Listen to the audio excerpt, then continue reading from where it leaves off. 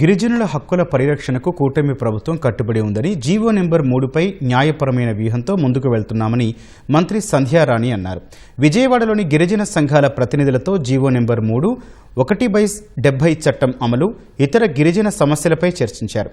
మంత్రి సంధ్యారాణితో పాటు గిరిజన సంక్షేమ శాఖ ఉన్నతాధికారులు, పలువురు ప్రజాప్రతినిధులు పాల్గొన్నారు.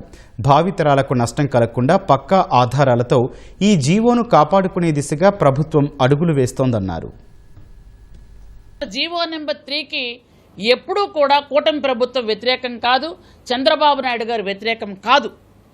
కానీ ఒక్కసారి సుప్రీంకోర్టులో జీవో నెంబర్ 3 పోయిన తరువాత అదే జీవోని మళ్ళీ ఇస్తే సుప్రీంకోర్టులో పోతుందో లేదో విజ్ఞులైన మీ అందరికి కూడా తెలుసు.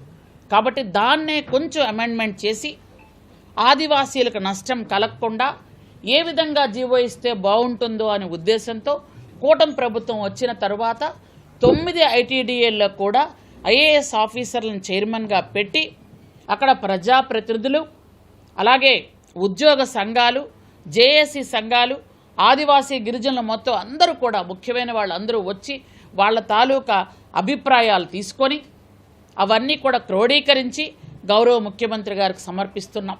ఈ జీవోని ఈ విధంగా మనం తీసుకురావడం ముఖ్యమంత్రి గారు ఇవ్వడానికి 100% ఎస్ అంటున్నారు, ఆయన ఒప్పుకుంటున్నారు. కానీ ఈ జీవో వచ్చిన తర్వాత దాన్ని కాపాడుకునే బాధ్యత మాది.